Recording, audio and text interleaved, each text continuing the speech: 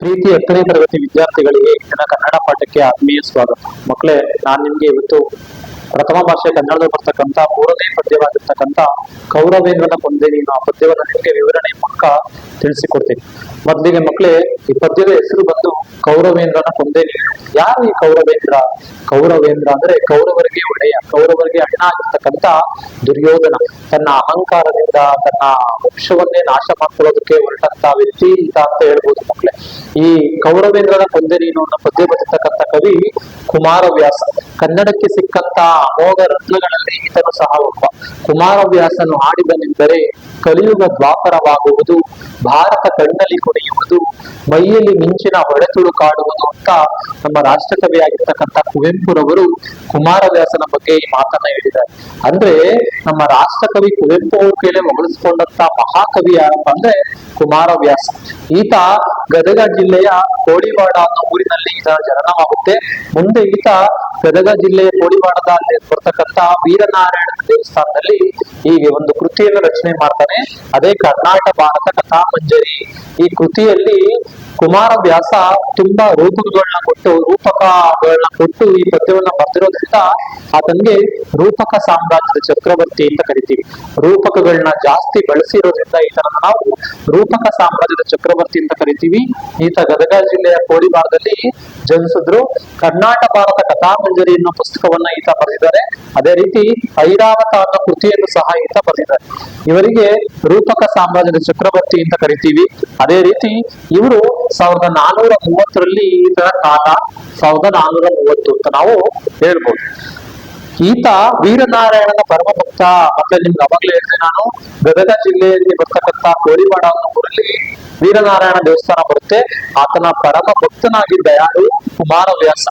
ಈತ ತನ್ನ ಕಾವ್ಯವನ್ನ ಸರಳ ಸುಂದರವಾಗಿ ಬರೆದಿದ್ದಾನೆ. ಅಂದ್ರೆ ಪಂಡಿತರಿಗೂ ಪಾಮರರಿಗೂ ಇಬ್ಬರಿಗೂ ಸಹ ಈ ಕಾವ್ಯ ಅರ್ಥ ಆಗಬೇಕು, ಆ ರೀತಿ ಈ ಪದ್ಯವನ್ನ ರಚನೆ ಮಾಡಿದ್ದಾನೆ ಯಾರು? ಕುಮಾರವ್ಯಾಸ. ಪ್ರತಿಯೊಬ್ಬರು ಸಹ ಈ ಪದ್ಯವನ್ನ ಸರಳವಾಗಿ ಓದ್ಕೊಂಡು ಅರ್ಥ ಮಾಡ್ಕೊಳ್ಬೇಕು ಅನ್ನೋದು ಅಷ್ಟೇ ಆತನ ಉದ್ದೇಶ. ಕುಮಾರವ್ಯಾಸ ವಿರಚಿತ ಕರ್ನಾಟಕ ಭಾರತ ಕಥಾಮಂಜರಿಯನ್ನ ಕೌರವೇಂದ್ರನ ಕೊಂದೆ ನೀನು ಅಂತ ಪದ್ಯವನ್ನಾಗಿ ಮಾಡಿದ್ದಾರೆ. ಮುಂದೆ ಇದನ್ನ ಉದ್ಯೋಗ ಪರ್ವದಿಂದ ಕರ್ನಾಟಕ ಭಾರತ ಕಥಾಮಂಜರಿಯ ಉದ್ಯೋಗ ಪರ್ವದಿಂದ ಕೌರವೇಂದ್ರನ ಕೊಂದೆ ನೀನು ಅನ್ನೋ ಪದ್ಯವನ್ನ ನಾವು ಆಯ್ಕೆ ಮಾಡ್ಕೊಂಡಿದ್ದೀವಿ. ಈ ಪದ್ಯದಲ್ಲಿ ಬರ್ತಕ್ಕಂಥ ಕಥೆ ಏನು, ಪದ್ಯದಲ್ಲಿ ಯಾರು ಬರ್ತಾರೆ, ಯಾವುದಕ್ಕೆ ಇದು ಸಂಬಂಧಿಸಿದೆ, ಅದನ್ನೆಲ್ಲ ನಾವು ಈ ಕ್ಲಾಸಲ್ಲಿ ನಿಮ್ಗೆ ತಿಳಿಸ್ಕೊಡ್ತೀನಿ ಮಕ್ಕಳೇ. ನಿಮ್ಗೆಲ್ಲ ಗೊತ್ತೇ ಇದೆ, ನಮ್ಮ ಹಿಂದೂ ಧರ್ಮದ ಪವಿತ್ರ ಗ್ರಂಥಗಳು 2, ರಾಮಾಯಣ ಮತ್ತೆ ಮಹಾಭಾರತ. ಇದು ಮಹಾಭಾರತದಲ್ಲಿ ಬರ್ತಕ್ಕಂಥ ಒಂದು ಕಥಾ ಪ್ರಸಂಗ. ಅಂದ್ರೆ ಕೌರವೇಂದ್ರನ ಕೊಂದೆ ನೀನು. ಕೌರವೇಂದ್ರ ಅಂದ್ರೆ ದುರ್ಯೋಧನನ ನೀನು ಇವತ್ತೇ ಕೊಂದಾಕ್ಬಿಟ್ಟೆ ಅಂತ ಹೇಳ್ತಿದ್ದಾನೆ. ಯಾರಪ್ಪ ಅಂದ್ರೆ ಕರ್ಣನ ಜನ್ಮ ರಹಸ್ಯವನ್ನ ಹೇಳಿ ಕೃಷ್ಣ ಅವರ ಕೌರವರ ಸೈನ್ಯದ ಶಕ್ತಿಯನ್ನ ಕುಗ್ಸೋದಕ್ಕೆ ಹೊರಟಾಗ ಈ ಘಟನೆ ಸಂಭವಿಸುತ್ತೆ ಮಕ್ಕಳೇ. ಅದೇ ಈ ಪದ್ಯ ಕೌರವೇಂದ್ರನ ಕೊಂದೆ ನೀನು. ನಿಮ್ಗೆಲ್ಲ ಗೊತ್ತೇ ಇದೆ, ಮಹಾಭಾರತದಲ್ಲಿ ಬರ್ತಕ್ಕಂಥ 2 ಪಂಗಡಗಳು ಕೌರವರು ಮತ್ತೆ ಪಾಂಡವರು. ಕೌರವರು ಮೊದಲಿನಿಂದಲೂ ಪಾಂಡವರ ಕಂಡ್ರೆ ಆಗ್ತಿರೋದಿಲ್ಲ. ಪಾಂಡವರಿಗೆ ಕಾಟ ಕೊಡ್ಬೇಕು ಅಂತಲೇ ದುರ್ಯೋಧನ ಮುಂದೆ ನಿಂತ್ಕೊಂಡಿರ್ತಾರೆ. ಇದನ್ನೆಲ್ಲಿಂದ ತಪ್ಪಿಸ್ಕೊಂಡು ದ್ಯೂತ ಪಗಡೆ ಆಟವನ್ನ ಮುಗಿಸ್ಕೊಂಡು, ವನವಾಸವನ್ನ ಮುಗಿಸ್ಕೊಂಡು, ಅಜ್ಞಾತವಾಸವನ್ನ ಮುಗಿಸ್ಕೊಂಡು ಬಂದು ಪಾಂಡವರು ನನಗೆ ಸ್ವಲ್ಪ ಇರೋದಕ್ಕೆ ಭೂಮಿಯನ್ನ ಕೊಡು, ನಮ್ಮ ಫಾದರ್ ನಮಗೆ ಕೊಡು ಅಂದಾಗ ದುರ್ಯೋಧನ ಏನ್ ಮಾಡ್ತಾನೆ, ಆ ಸೂಜಿ ಮನೆಯಷ್ಟು ಸಹ ನಿಮ್ಗೆ ಆಸ್ತಿಯನ್ನ ಕೊಡೋದಿಲ್ಲ ಅಂದಾಗ ಯುದ್ಧ ಪ್ರಾರಂಭವಾಗುತ್ತೆ. ಆ ಯುದ್ಧ ಪ್ರಾರಂಭವಾದ ಸಂದರ್ಭದಲ್ಲಿ ಬರ್ತಕ್ಕಂಥ ಘಟನೆ ಪ್ರಸ್ತುತ ಪದ್ಯ ಭಾಗ ಕೌರವೇಂದ್ರನ ಕೊಂದೆ ನೀನು. ಕಪಟ ನಾಟಕ ಸೂತಧಾರಿಯಾಗಿರ್ತಕ್ಕಂಥ ಕೃಷ್ಣ ದುರ್ಯೋಧನನ ಹತ್ರ ಹೋಗಿ ಕೆಲವು ಗ್ರಾಮಗಳನ್ನ ಅವ್ರು ಕೊಡುವಾಗ ದುರ್ಯೋಧನ ಹೇಳ್ತಾನೆ, ಕಿಂಚಿತ್ತೂ ಸಹ ಕೊಡೋದಿಲ್ಲ, ಸೂಜಿ ಮನೆಯಷ್ಟು ಅವ್ರಿಗೆ ಭೂಮಿಯನ್ನ ಕೊಡೋದಿಲ್ಲ ಅಂದಾಗ ಯುದ್ಧ ಪ್ರಾರಂಭ ಆಗುತ್ತೆ. ನಿಮ್ಗೆಲ್ಲ ಗೊತ್ತಿರೋ ಹಾಗೆ ಕೃಷ್ಣನ ಹತ್ರ ಅರ್ಜುನ ಬರ್ತಾನೆ, ಮತ್ತೆ ದುರ್ಯೋಧನ ಬರ್ತಾನೆ. ಅರ್ಜುನ ಕೇಳ್ತಾನೆ, ನಮ್ಗೆ ನೀನೇ ಸಾಕು ವಾಸುದೇವ, ನಿನ್ನ ಕೃಪಾ ಕಟಾಕ್ಷ ಒಂದೇ ಸಾಕು ಅಂತ. ಆದ್ರೆ ದುರ್ಯೋಧನ ಕೇಳ್ತಾನೆ, ಇನ್ನ ಅಷ್ಟು ಸೈನ್ಯ ನಡೆಸಬೇಕು ಅಂತ. ಅದೇ ರೀತಿ ಕೃಷ್ಣ ಧರ್ಮದ ಪರವಾಗಿ ಪಾಂಡವರ ಪರವಾಗಿ ನಿಂತ್ಕೊಳ್ತಾನೆ. ಅದೇ ರೀತಿ ತನ್ನ ಸೈನ್ಯವನ್ನೆಲ್ಲ ಕೌರವರಿಗೆ ಕೊಡ್ತಾನೆ. ಕಡೆಗೆ ಧರ್ಮಕ್ಕೆ ಸಹ ಜಯ ಆಗುವುದು. ಅದಕ್ಕೆ ಮಕ್ಕಳು ಹೇಳೋದು ಧರ್ಮೋ ರಕ್ಷತಿ ರಕ್ಷಿತ ಅಂತ. ನಾವು ಧರ್ಮವನ್ನ ಕಾಪಾಡಿದ್ರೆ ಧರ್ಮ ನಮ್ಮನ್ನ ಕಾಪಾಡುತ್ತೆ. ಅದೇ ಈ ಪದ್ಯದ ಆಶಯ. ಪೂರ್ವಕತೆ ಮುಗೀತು ಮಕ್ಕಳೇ. ನೆಕ್ಸ್ಟ್ ಆಶಯ ನೋಡ್ಕೊಳ್ಳಿ. ಜೀವನದಲ್ಲಿ ಪರಸ್ಪರ ಹೊಂದಾಣಿಕೆ ಅತಿ ಮುಖ್ಯ. ಮಕ್ಕಳ ಜೀವನದಲ್ಲಿ ಹೊಂದಾಣಿಕೆ ಅನ್ನೋದು ತುಂಬಾ ಮುಖ್ಯ. ನಾವೆಲ್ಲಾದ್ರೂ ಬೇರೆ ಊರಿಗೆ ಹೋದಾಗ, ಬೇರೆ ಮನೆಗೆ ಹೋದಾಗ ಅಲ್ಲಿ ಹೊಂದ್ಕೊಳ್ಳೋಕ್ಕೂ ಸಹ ಸ್ವಲ್ಪ ಟೈಮ್ ಬೇಕು. ಅದೇ ರೀತಿ ಜೀವನದಲ್ಲಿ ಹೊಂದಾಣಿಕೆಯಿಂದ ಬದುಕಬೇಕು ಅಂತ. ಮೀನು ಯಾವ ರೀತಿ ನೀರಲ್ಲೇ ಹೊಂದ್ಕೊಂಡಿರುತ್ತೋ ಅದೇ ರೀತಿ ನಾವು ಸಹ ಬೇರೆ ಕಡೆ ಹೋದಾಗ ಸಹ ಹೊಂದ್ಕೊಳ್ಳೋದಕ್ಕೂ ಅವಕಾಶ ಇರಬೇಕು. ಆ ರೀತಿ ಇದ್ದಾಗ ಮಾತ್ರ ಜೀವನವನ್ನ ಮಾಡೋದಕ್ಕೆ ತುಂಬಾ ಸಾಧ್ಯ. ಅದು ಸಾಧ್ಯ ಇಲ್ಲ ಅಂದ್ರೆ ನಾವೆಲ್ಲ ಏನ್ ಮಾಡ್ತೀವಿ ನಾವೆಲ್ಲ ಏನ್ ಮಾಡ್ತೀವಿ, ಜೀವನದಲ್ಲಿ ತುಂಬಾ ಕಷ್ಟ, ನಾವು ಸಾವು ನೋವುಗಳನ್ನ ನೋಡಿರ್ತೀವಿ. ಜೀವನದಲ್ಲಿ ಹೊಂದಾಣಿಕೆಯನ್ನ ಮಾಡ್ಕೊಳ್ಬೇಕು. ಎಲ್ಲ ನಮ್ ತರನೇ ಯೋಚನೆ ಮಾಡ್ತಾ ಇದ್ದು ಕುತ್ಕೊಂಡ್ರೆ ಆಗಲ್ಲ. ಅದೇ ರೀತಿ ಹೊಂದಾಣಿಕೆಯಿಂದ ಮನುಷ್ಯ ಜೀವನ ಮಾಡಿದಾಗ ಮಾತ್ರ ಸಮಾಜದಲ್ಲಿ ಬದುಕೋದಕ್ಕೆ ಸಾಧ್ಯ. ಇಲ್ಲ ಅಂದ್ರೆ ಕಲಹ ಘರ್ಷಣೆಗಳಾಗ್ತವೆ, ಜಗಳಗಳಾಗ್ತವೆ. ಆ ಜಗಳಗಳು, ಕಲಹ ಘರ್ಷಣೆಗಳು ಏನು ಇರಬಾರ್ದು ಅಂದ್ರೆ ನಾವು ಹೊಂದಾಣಿಕೆಯಿಂದ ಬದುಕಬೇಕು. ಶತ್ರುವಿನೊಂದಿಗೆ ಸಮರಕ್ಕಿಳಿದು ಕಾದಾಡುವ ಮುನ್ನ ಶತ್ರು ಬಲದ ವಿವಿಧ ಆಯಾಮಗಳನ್ನು ಶಮನಗೊಳಿಸಿದಾಗ ಗೆಲುವು ಸಾಧ್ಯ. ನಾವ್ ಯಾವುದೇ ಒಂದು ಶತ್ರುನ ನಾಶ ಮಾಡ್ಬೇಕು ಅಂತ ಹೊರಟಾಗ ಅವನ ಡಿಮಿರಿಟ್ ಏನು ನೋಡ್ಕೋಬೇಕು, ಅವನ ಕುಗ್ಗಿಸ್ತಕ್ಕಂಥ ಸಾಮರ್ಥ್ಯ ಏನು ಅಂತ ನೋಡ್ಕೊಂಡು ಅದ್ರ ಮೇಲೆ ನಾವು ಯುದ್ಧವನ್ನ ಮಾಡಿದಾಗ ಮಾತ್ರ ಯುದ್ಧದಲ್ಲಿ ಗೆಲುವು ನಮ್ದಾಗುತ್ತೆ ಅನ್ನೋದನ್ನ ಕೃಷ್ಣ ಈ ಪದ್ಯದ ಮೂಲಕ ಹೇಳ್ಕೊಡ್ತಿದ್ದಾನೆ. ಅಂದ್ರೆ ಕೌರವರ ಬಲವನ್ನ ಕುಗ್ಗಿಸ್ಬೇಕು ಅಂತ ಹೊರಡ್ತಾನೆ ಯಾರು? ಕೃಷ್ಣ. ಆತ ಮಾಡಿದ್ದೆಲ್ಲ ಕಪಟ ಅಂದ್ರೆ ಮೋಸ, ಆದ್ರೂ ಸಹ ಆತ ಮಾಡಿದ್ದು ಧರ್ಮದ ಉದ್ಧಾರಕ್ಕೋಸ್ಕರ. ಅದಕ್ಕೆ ಹೇಳೋದು ಕೃಷ್ಣನನ್ನ ಕಪಟ ನಾಟಕ ಸೂತ್ರಧಾರಿ ಅಂತ.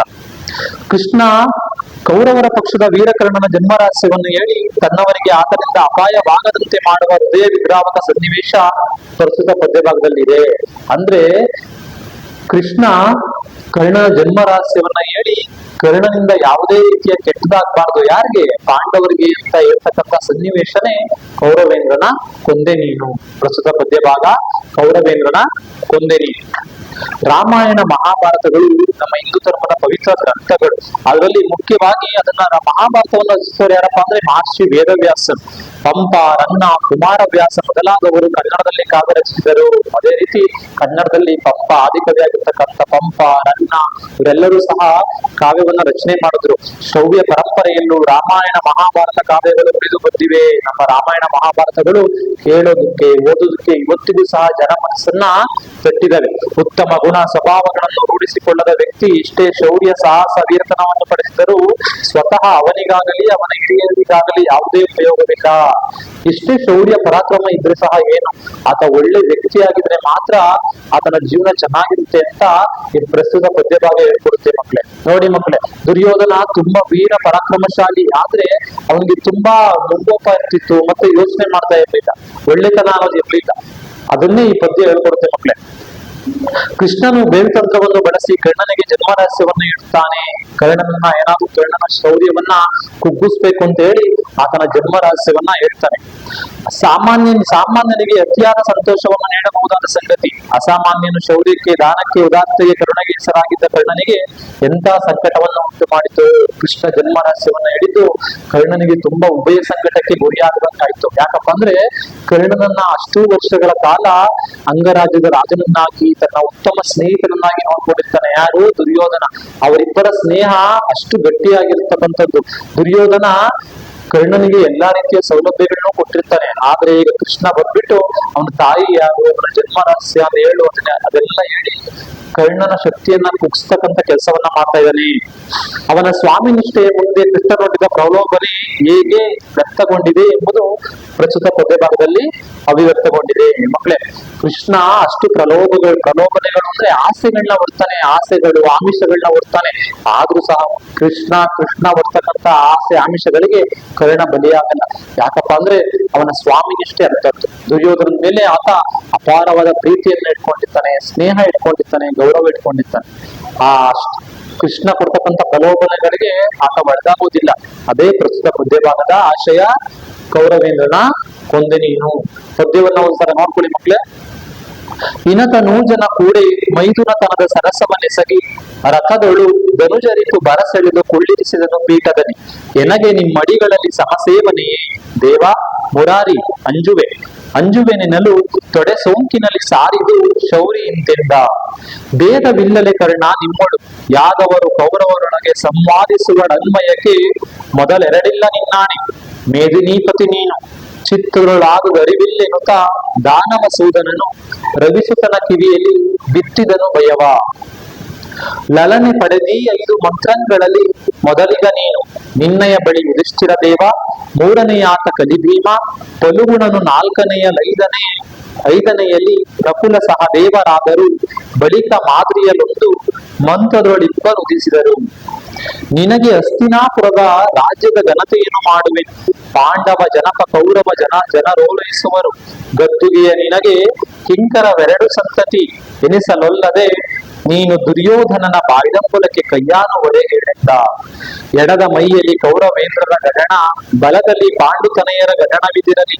ಮಾದ್ರ ಮಾಗದ ಯಾಗವಾದಿಗಳು ನಡುವೆ ನೀನೋಲಗದೊಳೊಪ್ಪುವ ಕಡು ವಿಲಾಸವ ಬಿಸುಟು ಕುರುಪತಿ ನುಡಿಯೇ ಜೀಯ ಅಸಾಧವೆಂಬುದು ಕಷ್ಟ ನಿನಗೆಂದ. ಕೊರಳ ಸೆರೆ ಹಿಗ್ಗಿದವು ದುರ್ಗುಜಲ ಉರವಡಿಸಿ ಕಡು ನೊಂದ ನಕಟ ಕುರುಪತಿಗೆ ಕೇಡಾದುದೆಂದನು ತನ್ನ ಮನದೊಳಗೆ. ಹರಿಯ ಹಗೆ ಒಗೆದೋರ ದುರುಹದೆ ಬರಿದೆ ಹೋಗುದೆ ತನ್ನ ವಂಶವ ನರುಹಿಕೊಂಡನು ಹಲವು ಮಾತೇನೆಂದು ಚಿಂತಿಸಿದ. ಏನು ಹೇಳೈ ಕರ್ಣ ಚಿತ್ತಗ್ಲಾನಿ, ಯಾವುದು ಮನಕ್ಕೆ ಕುಂತಿ ಸೂನುಗಳ ಬೆಸಕೈಸಿಕೊಪ್ಪುದು ಸೇರದೆ ನಿನಗೆ. ಹಾನಿ ಇಲ್ಲೆನ್ನಾಣೆ ನುಡಿ ನುಡಿ ಮೌನವೇತಕ್ಕೆ ಮರುಳುತನ, ಬೇಡಾನು ನಿನ್ನಪದೆಸೆಯ ಬಯಸುವವನಲ್ಲ ಕೇಳಿದ್ದ. ಮರುಳು ಮಾಧವ ಮಹಿಯ ರಾಜ್ಯದ ಸಿರಿಗೆ ಸೋಲುವವನಲ್ಲ, ಕೌಂಟೇಯರು ಸುಯೋಧನರೆಡೆಗೆ ಬೆಸಕೈವಲ್ಲಿ ಮನವಿದ್ದ. ಹೊರೆವ ದಾತಾರಕ್ಕೆ ಹಗೆವರ ಶಿರವ ನರಿದೊಪ್ಪಿಸುವೆನೆಂಬಿ ಬರದೊಳಿದ್ದೇನು, ಕೌರವೇಂದ್ರನ ಕೊಂದೆ ನೀನಿಂದ. ವೀರ ಕೌರವರಾಯನೇ ದಾತಾರನಾಥನ ಹಗೆಯೇ ಹಗೆ, ಕೈವಾರವೇ ಕೈವಾರದಂತಿಗೆನೋ ಕುರುನೃಪತಿ ಶೌರಿ ಕೇಳೆ. ನಾಳೆ ಸಮರದ ಸಾರದಲ್ಲಿ ತೋರುವಿನ ನಿಜಭುಜ ಶೌರ್ಯದ ಸಂಪನ್ನತನವನು ಪಾಂಡು ತನೆಯರಲಿ. ಮಾರಿ ಗೌತಣವಾಯ್ತು ನಾಳಿನ ಭಾರತವು, ಚತುರಂಗ ಬಲದಲ್ಲಿ ಕೌರವನ ಋಣ ಹಿಂಗೆ ರಣದಲ್ಲಿ. ಸುಬಟ ಕೋಟಿಯನ್ನು ತೀರಿಸಿಯೇ ಪತಿ ಅವಸರಕ್ಕೆ ಶರೀರವನ್ನು ನೂಕುವೆನು, ನಿನ್ನಯ ವೀರ ರೈವರ ನೋಯಿಸೆನು ರಾಜೀವ ಸಕನಾಣೆ. ಮಕ್ಕಳೇ, ಇಷ್ಟು ಈ ಪದ್ಯವನ್ನ ಯಾವ ರೀತಿ ಓದೋದು ಅಂತ ತಿಳ್ಕೊಡಿ. ಚೆನ್ನಾಗಿ ಓದ್ಕೊಂಡ್ರೆ ನಿಮ್ಗೆ ಕಂಠಪಾಠಕ್ಕೆ 4 ಮಾರ್ಕ್ಸ್ ಅಂಕಗಳಿಗೆ ಹೇಳ್ತಾರೆ. ಚೆನ್ನಾಗಿ ಓದ್ಕೊಂಡ್ರೆ ನಿಮ್ಗೆ 4 ಅಂಕಗಳು ನಿಮ್ಮ ಜೇಬ್ನಲ್ಲಿ ಇರುತ್ತೆ. ಆದಷ್ಟು ಚೆನ್ನಾಗಿ ಓದ್ಕೊಳ್ಳಿ ಪದ್ಯವನ್ನ, ತುಂಬಾ ಇಂಪಾರ್ಟೆಂಟ್. ಇದರಲ್ಲಿ ಅನೇಕ ಪ್ರಶ್ನೆಗಳು ಉತ್ತರಗಳು ತುಂಬಾ ಬರ್ತವೆ, ನೋಡ್ಕೊಳ್ಳಿ.